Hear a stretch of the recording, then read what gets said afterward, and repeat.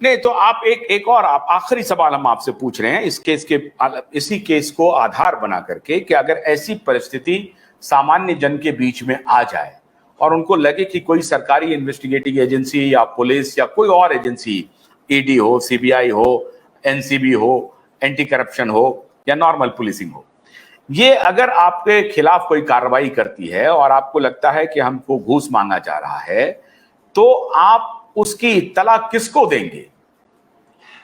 फर्ज कीजिए anti corruption वाला ही आपको पैसा मांग रहा है। मैं आपको एग्जांपल देता हूं, बिहार में एंटी करप्शन के बहुत सारे ऑफिसर्स का मैं नाम तो नहीं ले सकता हूं, लेकिन मुझे वो जानकारी मिलते रहती है कि ऑर्गेनाइज्ड क्राइम है जिसको एंटी करप्शन वाले ही उसको ये करते हैं। अब उसमें कितनी सच्चाई है ये मुझे नहीं मालूम है। मुझे जो जानकारी मिली है वो मैं आपको बताता हूं कि एंटी करप्शन वाले ही मिले रहते हैं और वो मिलकर के ऐसा काम करते हैं और उसमें पूरा पॉलिटिकल एस्टैब्लिशमेंट भी शामिल है कि किस ऑफिसर को कैसे करना है, उससे उसको दबोच लो, फिर उसको वहीं पर छोड़ देना है। एग्जाम्पल देते हैं, बिहार में एक ऑफिसर, एक इंजीनियर को पकड़ा गया और इंजीनियर ने शाम को कहा कि हम सबके नाम उगल देंगे, मैं कहां से पैसा लाखों रुपया मैं ला रहा हूं और किस किस को जा रहा है। उसने हंगामा शुरू किया, वो ऑन कैमरा बोलना शुरू किया और शाम के बाद रफा दफा हो गया मामला। कैसी रफा दफा, कहां है वो इंजीनियर, क्या हुआ नहीं हुआ कुछ पता ही नहीं है। तो साहब ये भी आपके चलन में है, तो ऐसी स्थिति में कॉमन मैन क्या करे? नहीं तो कॉमन मैन को फिर कोर्ट जाना पड़ेगा, एक। और दूसरी चीज ना कि आपने कहा उसमें वो मतलब गलत भी नहीं, कई केसेस ऐसे, लेकिन आप उसका दूसरा पार्ट भी देखिए। मतलब एंटी करप्शन ब्यूरो ने कई बड़े बड़े अधिकारी, कल का किस्सा देखिए, हमारे पूना में एक कमिश्नर है जो लैंड एक्विजिशन का पैसा देते ना, उसमें 10% कमीशन मांग रहा था हर किसानों को, तुमको इतना दूंगा उतना दूंगा।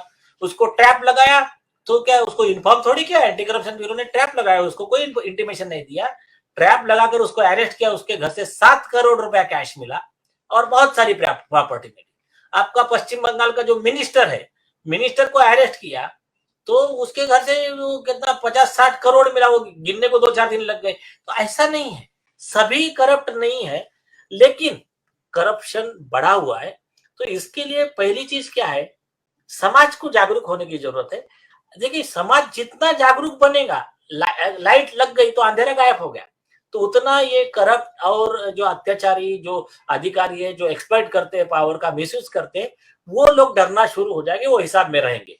फॉर एग्जाम्पल अभी लाइव टेलीकास्ट हो गया, recording of video recording of hearing हो गया, तो कई जजेस की दादागिरी, गालियां देना, इंसल्ट करना वो कम या लगभग बंद हो गया। तो ये ऐसा है, ट्रांसपेरेंसी जितनी आएंगी उसके ऊपर जस्टिस उदय ललित साहब जो चीफ जस्टिस थे, उन्होंने एक बहुत प्रद्युमन बिष्ट का जजमेंट बहुत सुंदर वर्ड लिखे, एक पुराना जजमेंट को कोट किया कि अंधेरे में ही पाप पनपता है।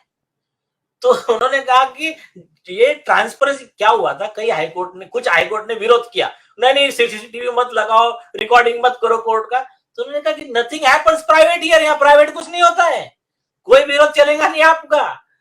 बोले ये अंधेरे में ही ये पाप पनपता है, और जब रिकॉर्डिंग होगी तो उससे ट्रांसपेरेंसी आएगी, कॉमन मैन का बेनिफिट होगा, और this is a open court. बोले जनता कोर्ट हमेशा ओपन रहता है, उसमें कोई प्राइवेट कुछ होता नहीं है। ऐसा बोलकर उन्होंने उनका रिजेक्ट किया हाईकोर्ट का कंटेंशन और बोला कि सब जगह लगेंगे सीसीटीवी। और बाद में पहला लाइव टेलीकास्ट उन्होंने किया कि सुप्रीम कोर्ट के हियरिंग का। तो इससे क्या हो रहा है कि अभी लोगों को दिख रहा है, और जजेस भी अब भाग नहीं सकते, झूठ बोल नहीं सकते, मैंने तो पहले कुछ तो भी बोल दिया, बाद में नहीं मैंने ऐसा बोला ही नहीं था। ये सब बातों पे अभी लगाम लगना शुरू हो गई, और ये जजेस के प्रोटेक्शन के लिए भी आ गया कि कोई वकील झूठे आरोप लगा देते। हमारा भी ये इंटेंशन नहीं है कि शाहरुख खान को जेल भेज दें। हम भी ये मानते हैं कि शाहरुख खान एक सज्जन आदमी हैं, अपनी एक्टिंग करते हैं, काम करते हैं। अगर वो कहीं गलत इन्वॉल्व है तो उसके लिए उनको सजा मिलनी चाहिए। हमारा ये जो आज का डिबेट था जो नीलेश जी के साथ हमने किया, उसका एक ही पक्ष है कि अगर कोई ऐसी बात जो कि कानून के निगाह से बच जा रही है या अधिकारी की गलती से हो पा रही है, इंटेंशन ना भी हो उनका, फिर भी मिस कर रहे हैं, तो हम उनको सामने लाना हमारा काम है। और इसी इस प्रेयर में, ये जो प्रेयर लगा है कि भाई शाहरुख खान को भी आप पार्टी बनाइए, इसका मतलब ये है कि ये ये छोटी बात नहीं है, बड़ी बात है, क्योंकि शाहरुख खान एक पब्लिक पर्सनैलिटी हैं, एक्टर हैं, हीरो हैं। अगर आप उनको पार्टी बना देंगे तो ये फिर प्रैक्टिस में आ जाएगा, फिर कॉमन मैन को उसमें फिर एक रे ऑफ होप मिलेगा कि नहीं, जस्टिस हो सकता है, बड़े बड़े आदमी भी इसमें अगर गलत करेंगे तो वो भी कानून के इसमें दायरे में आ सकते हैं। हमारा इंटेंशन सिर्फ इतना ही है, हमारा सिर्फ इंटेंशन इतना ही है। और अगर शाहरुख खान ने गलती की है, ये एस्टैब्लिश हो गया, इंक्वायरी हो गई, तो उनको जेल जाना पड़ सकता है। बहुत बहुत शुक्रिया नीलेश जी। आप कुछ कहना चाहते हैं आखिर में, कोई शब्द? वही सबको यही मैसेज देना है कि कानून से कोई बड़ा नहीं और कानून सबसे बड़ा है, कि no one is above law but law is above everyone. तो यही बात हो जाए, न तो गरीब के लिए एक कानून, अमीर के लिए कम, ये नहीं चलेगा। सबके लिए एक ही कानून, article 14, equality before law and equal protection of the law. कानून के आगे सब समान, कानून की प्रक्रिया सबके लिए समान, बस यही हमारा मिशन है।